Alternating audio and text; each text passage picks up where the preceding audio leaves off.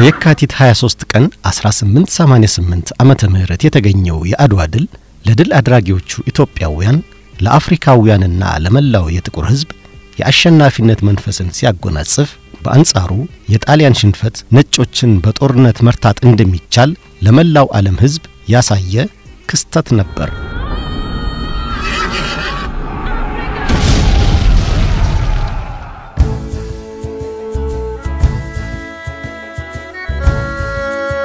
ድሉን ተከትሎ የኢትዮጵያ በነጻነት መኖር በወቅቱ እንደ እንግሊዝና ፈረንሳይ ባሉ ኃያላን ሀገራት ግልጽ ዕውቅና ተሰጣት።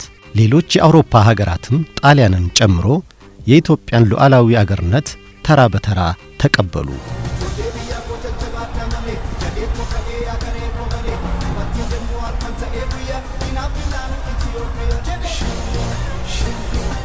ጣሊያን በዓለም ፖለቲካ ላይ የነበራት ተሰሚነት ሲያሽቆለቁል የኢትዮጵያና የድል አድራጊው ሕዝብ ዝና በመላው ዓለም ናኘ።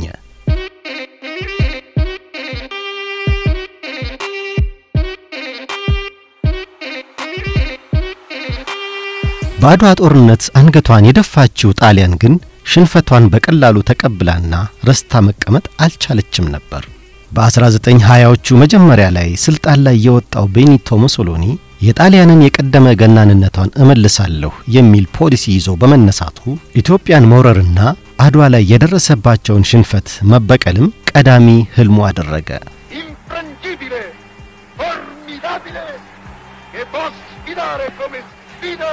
ፋሺስት ጣሊያን በ1928 ዓመተ ምህረት ኢትዮጵያን በመውረር ኃይሉን እያጠናከረ በተለያዩ የሀገሪቱ ክፍል በመስፋፋቱ የኢትዮጵያ አርበኞች በየስፍራው ተበታትነው በቆራጥነትና አልሸነፍ ባይነት ስሜት ተሞልተው ከጠላት ጋር ተፋልመዋል፣ ወድቀዋልም።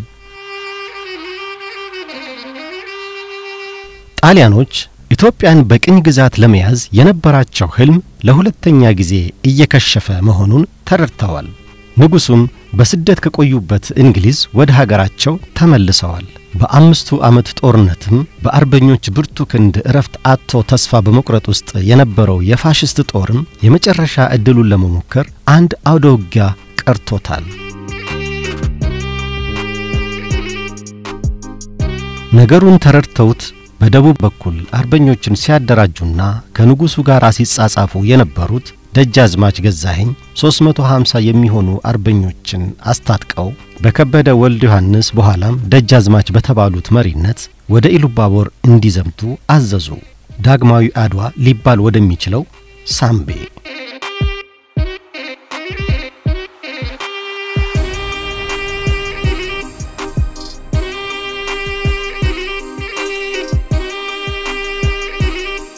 ወሬውን የሰሙና ሁኔታው ያሳሰባቸው የፋሺስት ጦር አዛዦች ጎሬ ካለው ዋና ጦር ጋር ለመቀላቀል ከቴፒና ከማሻ በፍጥነት መንቀሳቀስ ጀመሩ።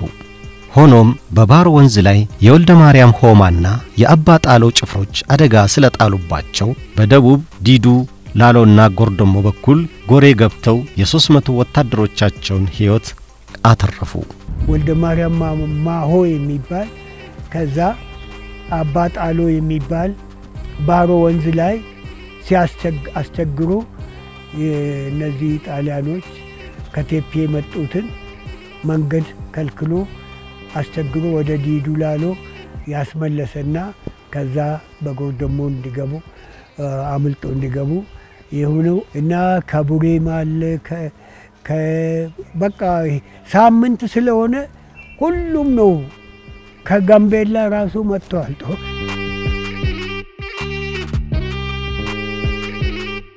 ሰኔ 20 ቀን 1933 ዓመተ ምህረት አርበኞች ተሰባስበው ኢትዮጵያ ነጻነቷን አግኝታለች፣ የፋሺስት ጦርም ከየቦታው እየተባረረ ነው፣ ስለዚህ ከጎሬም መባረር አለበት በማለት በጋራ ለማበር ተስማሙ።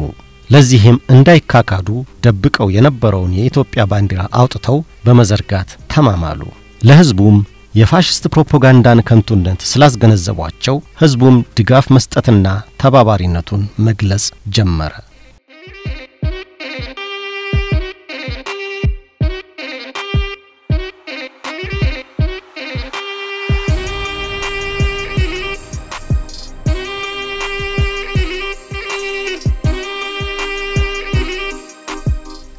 ሰኔ 23 ቀን 1933 ዓመተ ምህረት አንድ መልእክተኛ ከባላምባራስ ወዳጆ ዲሳሳ የተላከውን ደብዳቤ ጎሬ አምጥቶ ለወልደየስ ቡልኮ ሰጠ። መልእክቱም 12 ባታሊዮን የፋሽስት ጦር የቃውስን ወንዝ ተሻግሮ የሳይለምንና የዲዱን ህዝብ እያሰቃየ ንብረቱንም እየዘረፈ ወደ ጎሬ እየገሰገሰ መሆኑን የሚገልጽ ነበር። ይህ መረጃ እንደደረሳቸው ወልደየስ ቡልኮ ጥሩምባ እያስነፉ ማንኛውም ለአቅመ አዳም የደረሰ የጎሬ ነዋሪ በዲዱ በኩል እየመጣ ያለውን የጠላት ጦር እንዲመክትና አካባቢውን በሚገባ የሚያውቁ ደግሞ መንገድ እንዲመሩ አዘዙ። አርበኛ ዘውዴ ለሙ ደግሞ ምርኮኛ በመምሰል የጠላትን ጦር መንገድ አስተው ወደ ቀበር ወንዝ የሳምቤ ሜዳ ዳርቻ እንዲያመጧቸው ስልት ተነደፈ። ሻምበል ወልደየስ ቡልኮ ባምባል የሚታወቀው በኮማንድ ሴንተር ይሄንስ አካባቢ ሲገዛ ነበር። ምን ያረጋል? ኢንፎርሜሽን ሲያገኝ ዲዱ ነው በሳምቤ አካባቢ ያሉ አርበኞችን ያደራጃቸዋል። እነ ማርጎቦካ ባምባል የሚታወቁት እና ሌሎችም ፓትሮቶች አሉ። እነሱን ያደራጅና ምን ያረጋል? እነ ዘውዴ ለሙን ያደራጅና በቀጥታ ሁለት ነገሮችን ስትራቴጂካሊ ፍሬም ያረጋሉ። ሰላዮቹን ከነሱ ጋር መቀላቀል አንድ ስቴፕ ነው አይደል? ሌላኛው ደግሞ የቀብር ወንዝ ላይ ያለውን ድልድይ ወደ ሰኔ መግባ ላይ ነው። ትልቅ ወንዝ ነው ቀብር ወንዝ። ድልድዩ እንዲቆረጥ ነው። ሰላዩ ሄዶ ከነሱ ጋር ተቀላቀለበት። ዳይሬክሽኑ በቀጥታ በድልድዩ በኩል ለማምጣት፣ ሌሎቹ አርበኞች ደግሞ ድልድዩን ካታርጎ ይጠብቃሉ። ትልቅ ቀበር የሚባል ወንዝ አለ። አሁን ተንጠልጣይ ድልድይ የተሰራበት ቦታ ላይ ድልድይ በእግር ሰዎች የሚሻገሩበት የእንጨት ድልድይ አለ። እሱ አካባቢ በጣም ከፍተኛ ረግረግ አለ። በዛን ወቅት እዛ አካባቢ ላይ አርበኞች ያላቸው መሳሪያ ይዞ ግማሹ በጦሩ ግማሹ በጎራዴው ግማሹ ደግሞ በዚህ በኋላ ቀሩ መሳሪያ እንዲጠብቁ ተደረገ። አርበኞችም መጡ። ተከበበ ማለት ነው። ያ ቦታ ያ የሳምቤ ተራራ አሁን የምንመለከተው ተራራ እንዳለ ተከበበ። ወደ ዲዱ ሄደው ቺካቶ ጌለቾ ላይ ጡጴ የምትባል መንደር አለች። እዛ ጋር ድንገት ወጣ ሲሉባቸው ተገናኙ። ሊተኩሱባቸው ሲሉ እጅ ሰጡና አቶ ዘውዴ ተማረኩ። ላይላው ሲፒያ የሚባል አልፎ ጡጴ የምትባል ደረጃ ሲደርሱ መንደር ሲደርሱ ነው ወደ ሳምቤ ከሩቁ ይታያል። ትልቅ መንደር ነው ሳምቤ ማለት። አሁን ያንን ሲያይ በቃ እየተኮሰ ሲመጣ ወልደየስ ቡልኮ የሚባል በቴፒ በኩል አሸንፎ ጎሬ ጣሊያኖቹን ከቦ ያዛቸው አካባቢ ተወላጅ የሆኑ እዛ የተወለዱ ገዳሙ ግዛውና ታደሰ ግዛው የሚባሉ ኋላ ባላምባራስ ነው የሆኑ እነዚህ መንገድ እንዲመሩ አድርጎ ከዚህ ጠዋት የተነሱት በ8 ሰዓት ላይ ደረሱ። ሻለቃ መስፍን ስለሺም ከመላው ሀገሪቱ የተውጣጡ አርበኞችን አስከትለው ከአዲስ አበባ በመነሳት ከደቡብ ወደ ጅማ ያፈገፈገውን የጀነራል ጋዜራ ጦር ለመማረክ ወደ ጅማ መዝመታቸውን የሰማው ጀነራል ጋዜራ በአጋሮ በኩል ወደ ኢሉባቦር አፈገፈገ። ጀነራል ጋዜራ የሚባለው የያዘውን ይዞ መኪናውን ይዞ ወደ አጋሩ ይሸሻል።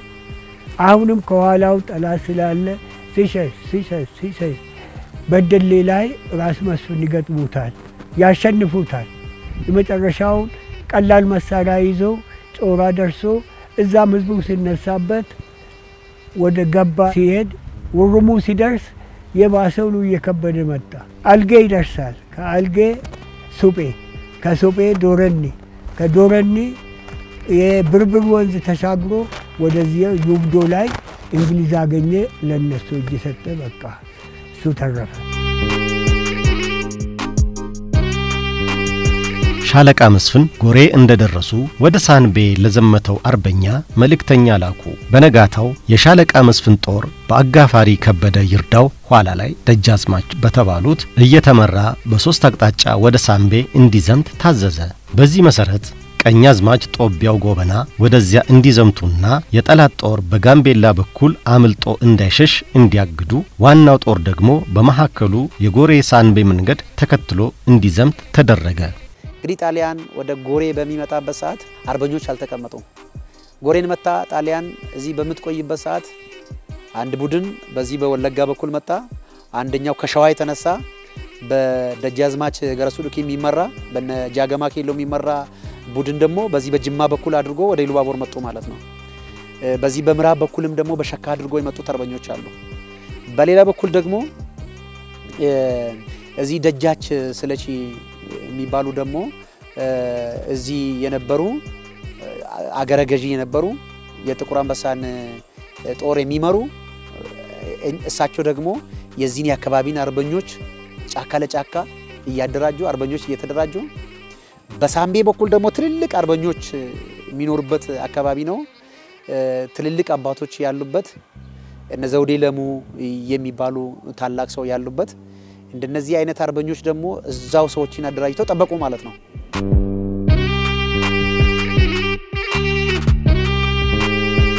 የፋሽስቶቹ ጦር ዋናውን መንገድ ወደ ቀኝ በመተው ወደ ጋምቤላ ለማምለጥ እንዲያመቻቸው መጪ የተባለውን ተራራ ጫፍ ለመያዝ ሲገሰግሱ የአጋፋሪ ከበደ ይርዳው ዋና ጦርና የመቶ አለቃ ላቀው አባ ፈርዳና የወርቁ አየለ ጦር የተራራውን ተረተር በመቆጣጠር የጠላት ጦር ወደ ኦቾር ሸለቆ እንዲያፈገፍግ አደረገ። የራስ መስፍን ጦር መጣ። ራስ መስፍን መጥቶ መጪ የሚባል ተራራ ጎሬ ሆኖ የሚታይ እዛ ሰፈሩና ደጃዝማች ከበደ ይርዳው የሚባለውን ላኩ እና በመጨረሻ ኮቾር የሚባል ቦታ ብዙ ሰው ገደሉ። እነሱ ከኛም ብዙ ሞተ። በአጠቃላይ 1000 ሰው ይሆናል ተብሎ ነው የሚገመተው። አሁን ወደ ኋላ ወደ ዋናው ጉራመሊ መመለስ ጀመሩ። ጎጶን ለቀቁ። የለቀቁ በቃ በፊት ለፊት መሄድ የለም። አሁን በሰሜን በኩል በደኑ ውስጥ እያደረጉ በሰሜን በኩል ሳምቤ ከተማ ደረሱ። ረቡዕ ነሐሴ 2 ቀን 1933 ዓመተ ምህረት የሻለቃ መስፍን መደበኛ የሸዋ ጦር ከመጪ ተራራ ግርጌ ተነስቶ ጠዋት በማለዳ ጎጶ ላይ የተማረከውን መሳሪያ ለአካባቢው ሕዝብ በማደል እንዲዘምት አደረገ። በዚህም ሁኔታ አርበኞች ሳምቤ ውስጥ ቦታቸውን መያዝ ጀመሩ። ባንዳዎቹም ከከተማው እየወጡ ወደ ኢትዮጵያውያን አቅጣጫ መምጣት ሲጀምሩ የአገሬው ሕዝብ በስሜት ወደ ሜዳው መግባትና መተኮስ ስለጀመረ ሜዳው የጦር አውድማ ሆኖ ዋለ።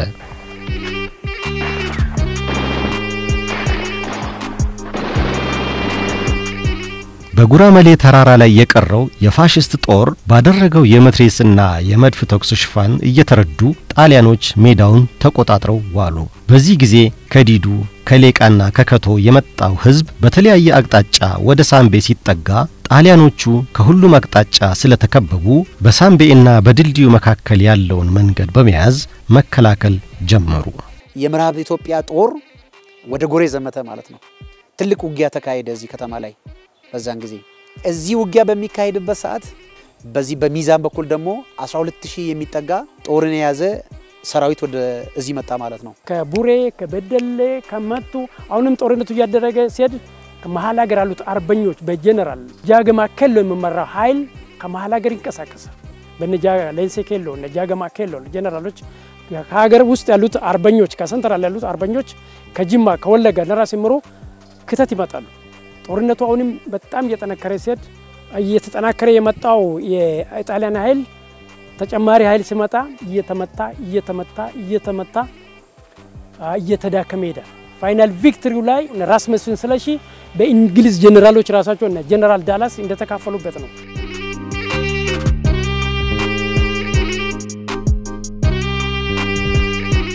አርብ ነሐሴ 4 ቀን 1933 ዓመተ ምህረት የአጋፋሪ ከበደ ጦር ሜዳውን ወደ ደቡብ ምስራቅ በመተው በሰሜን በኩል ወደ ሳምቤ ዘልቆ ገባ። ከዚያም ወደ ደቡብ ሲያመራ ጣሊያኖቹ ከሳምቤ ወደ ኦቾር ሸለቆ ተሰባሰቡ።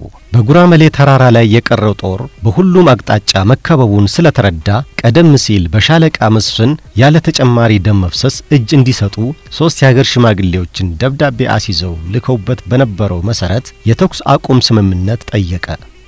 ከዲዱ ከከተው ከሚባል ንብረታቸው የጠፋ ሰው የሞተባቸው እንበቀላለን እያሉ ይከተላል። ሲከተሉ እነሱ ደግሞ በአቋራጭ በሌላ አቋራጭ መጥቶ እዛ ሳምቤ ደርሰዋል። ምን እናድርግ ሲባል በተለይ አንድ የታወቀ ሰው አለ በንቲ ዳኛ የሚባል የድልድዩን ርብራቡን ቆርጠን እንጠብቅ በምን ያልፋል ወደ ታች በጣም ከፍተኛ የሆነ ኮረብታማና ተረተር ያለው በቃ ለጉዞ ማያመች መንገድ ነው። ሆን ብሎ ነው ወደዛ ያመጡት እንጂ መንገድ ቀጥታ እንደዚህ ወደ ሌቃ የሚሄድና ወደ መቶ የሚሄዳል በዛ ዞሮ ወደ ጎን የሚሄዳል ዘውዴ ለሙ የሚባል ነው እና ሌሎችም አሉ። እንግዲህ ይሄ ይቀላል ብሎ ነው ያመጡት። ሁኔታውን ከተራራ ላይ ሆነው የሚያስተውሉት የጣሊያን መድፈኞችም ተስፋ በመቁረጥ ጠመንጃቸውን ወንዝ ውስጥ እየጣሉ በሰልፍ የአገራቸውን መዝሙር እየዘመሩ መጥተው እጃቸውን ሰጡ። ከዚያም በአርበኞች እየተረዱ እስከ ጎጶ መንደር መጡ። ጦርነቱ እስካሉ ስናየው የሀገር ውስጥ ጄኔራሎች የእንግሊዝ ጄኔራልም ራሱ እንደተሳተፈበት ነው የሚያሳየውና ትልቅ ጦርነት ነው የተካሄደው በሳምቤ ላይ በጠላት በተለያየ ሁኔታ እየተመታ ሲሄድ ፋይናሊ ድክመታቸው መሸነፍ ሽንፈታቸውን ሲረዱ ነጭ አቡጀዴ እንዳውለበለቡና ለምርኮ እጃቸውን እንደሰጡ ነው የሚገርም ነው። ሲሸነፉ ነጭ ባንዲራ ያሳዩ እየዘመሩ ነው መጥቶ እንደዚህ አልቋል እና ሳምቤ ከተማ እዛ ነው እጄ ሰጡት። ጦርነቱ ቀላል አይደለም። ፎርሞስት ከሳምንት አካባቢ ነው ውጊያው ተካሄደው። አዎ ለዛ ሁሉ ግን የዚህ ህዝብ ፓትሪዮቲዝም ነው። ጠላትን አላስገባም ማለት ካልቸር አለ። እነ ዲማ ጫሊም ከጠላት ጋር ብዙ ቻሌንጅ አደረጉ። ለፈተን ሳይሉም በአርበኝነት ህዝቡን ለውጭ ወራሪ ሀገር ለውጭ ኃይል ለለመገዛት ኢነርታንሱ ያንትኑ ነበር በውስጣቸው የዛ ባህል ነበር። ላው ደግሞ ተጨማሪ አርበኞች ከገምቤላ ከደቡብ ከሴንትራል ገቨርንመንት እና ቶታሊ ኢትዮጵያ አርበኞች የተገኙበት ነውና ዛዘ ፋይናል የመጨረሻው የኢጣሊያን ጋር የሚደረገው ጦርነት ዋንስ ያበቃለት እዚህ እንደሆነ ነው በታሪክ የሚታየው።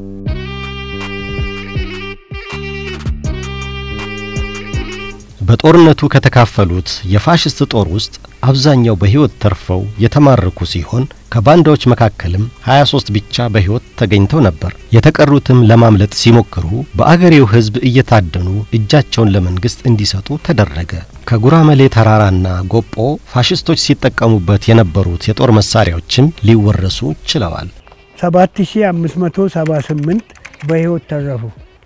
ባንዳው 2500 ነው። በአጠቃላይ የተካፈሉት ቦታ የተገኙት 12 ባታሊዮን ነው። 12043 መድፍ ተይዘዋል። ሌላውን ከላይ ሲወርዱ ወንዝ ውስጥ ነው የጣሉት። መትረየስ 150 ነው። 20,000 አካባቢ እንደው የተቆጠረው የነፍስ ወከፍ መሳሪያ ተገኝቷል።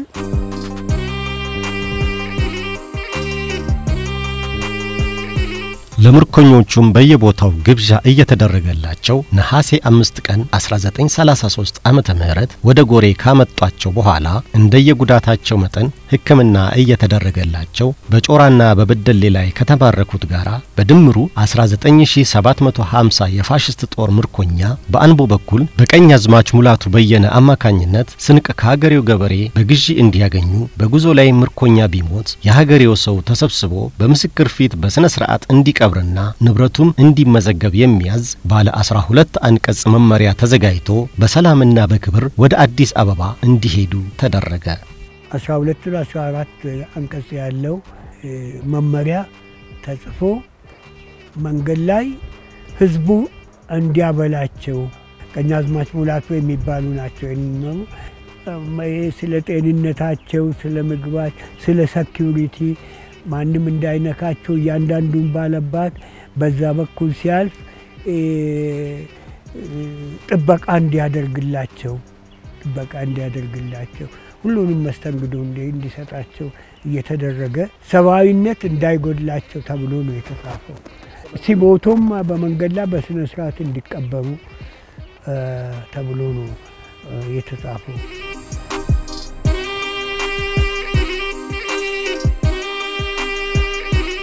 ፋሽስት ጣሊያን በ1928 ዓመተ ምህረት ኢትዮጵያን ስትወር በወቅቱ ኢሉባቦር ወለጋና ከፊል ከፋን ያጠቃለለ ሀገረ ስብከት ሊቀ ጳጳስ የነበሩት አቡነ ሚካኤል ህዝቡ ለቀኝ ገዢዎች እንዳይንበረከክ ከፍተኛ ቅስቀሳን አድርገዋል። የጣሊያን ጦር ጎሬ የገባው በህዳር ወር 1929 ዓመተ ምህረት ሲሆን ይህንኑ ጦር መጀመሪያ መርቶ ያመጣው ኮሎኔል ማልታ የተባለ ጣሊያናዊ መሆኑን ታሪክ መዝግቧል።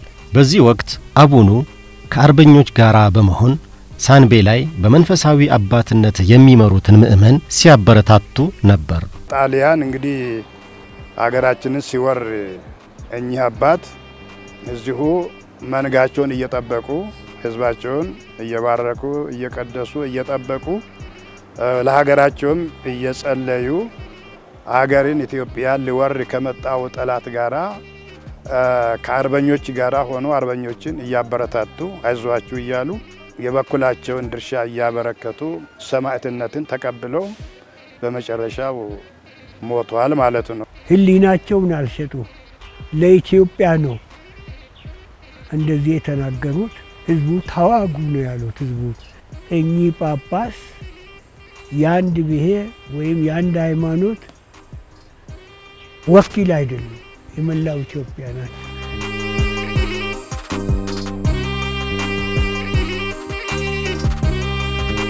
ቀድሞ ዝናቸውን ይሰማ የነበረው ኮሎኔል ማልታ ጎሬ እንደገባ አቡኑ የት እንዳሉ ጠይቆ ከአርበኞች ጋራ ሳንቤ መሆናቸውን ሲሰማ ጓዙን ጎሬ ላይ ትቶ ምንም እረፍት ሳያደርግ ተከታተላቸውና ሳንቤ ላይ ደርሶባቸው አቡነ ሚካኤልን ህዳር 17 ቀን 1929 ዓመተ ምህረት ማረካቸው።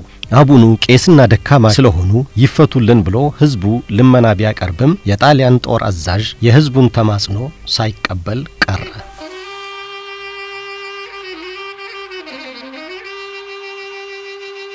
በተጻራሪው ኮሎኔሉ ለሃያሉ የኢጣሊያን መንግስት ለመገዛት ቃል እንዲገቡና ህዝቡም እንዲገዛልን ይስበኩልን በማለት በልዩ ልዩ መሸንገያ ዘዴ ቢያባብላቸውም ብፁዕነታቸው ከአገራቸው ከኢትዮጵያ ጠላት ጋር እንደማይተባበሩ ገልጠው ለወራሪ ጠላት የተገዛ እንደ አሪዮስ የተረገመ ይሁን ብለው ውግዘታቸውን አሰሙ።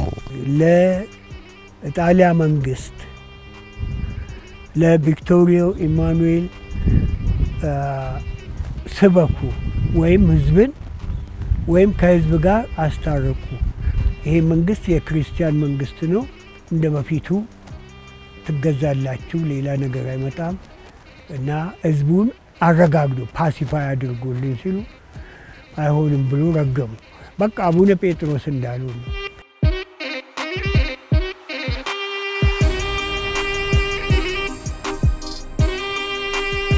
ጠላት የዓላማ ጽናታቸውንና ቆራጥነታቸውን ተመልክቶ እርሳቸውን መሸንገል እንደማይቻል ስለተረዳ ከሁለት ዕውቅ አርበኞች ጋር አሮጌ ቄራ መሄጃ ላይ በአውቶማቲክ መሳሪያ መትረየዝ በጥይት ተደብድበው እንዲገደሉ ወሰነ። ብፁዕ አቡነ ሚካኤል ሰማዕቱና አርበኛው ለህዝባቸው ታላቅ ታማኝ አባት ናቸው። ህይወታቸውን እስከ መስጠት ነው። እንግዲህ እውነተኛ እረኛ ለበጎቹ ህይወቱን አሳልፎ ይሰጣል ነው የወንጌሉ ቃል። ምን ሲሆን ተኩላ ሲመጣ በጎቹን የሚበላ ሲመጣ ትቶ አይሄድም፣ ከበጎቹ ቀድሞ ይሞታል። ያ ነው የወንጌሉን ቃል የፈጸሙ ታላቅ አባት ናቸው ማለት ነው።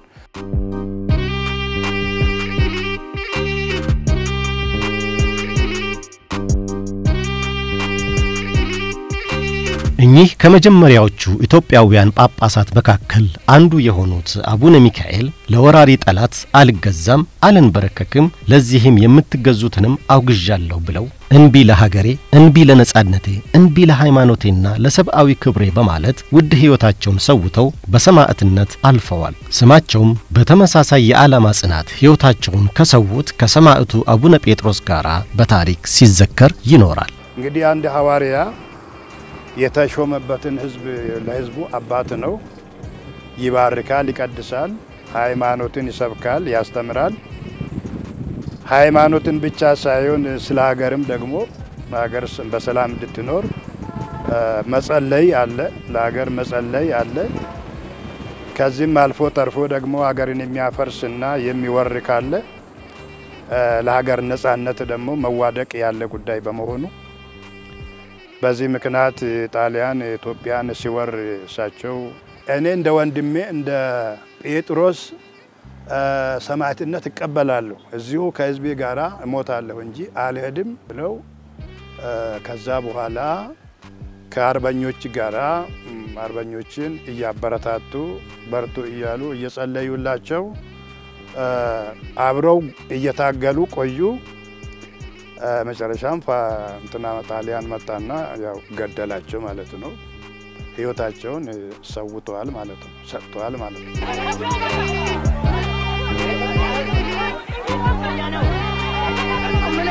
ኢትዮጵያውያን አርበኞች የመንፈስ ጥንካሬያቸው ለሃያላን ሀገራት ከሚገመተው በላይ ቢሆንባቸውም የዘመናዊ ጦር መሳሪያ እጥረትና በየዱር በገደሉ ከጠላት ጋር መዋደቃቸው አቅም ሊያሳጣቸው ቢሞክርም ወራሪውን ፋሽስት ጠላትን እምቢኝ ለማለት ችለዋል።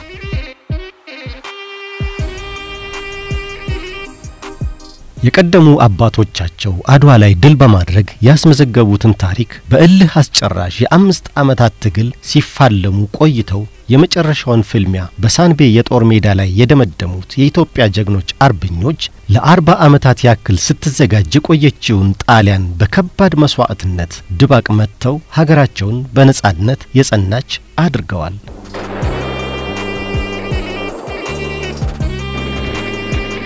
በሳንቤ የድል ሜዳ ላይ ከአራቱም የሀገሪቱ አቅጣጫ የተወጣጡ የኢትዮጵያ አርበኞች የተሳተፉበት ሲሆን መታሰቢያነቱም ለኢትዮጵያ ሉዓላዊነት ለተዋደቁና ለተሰዉ ጀግኖች አርበኞች እንዲሆን በየዓመቱ ሚያዝያ 27 ከጎሬ ከተማ 17 ኪሎ ሜትር ርቀት ላይ በምትገኘው የሳንቤ ጦር ሜዳ ላይ ተከብሮ ይውላል።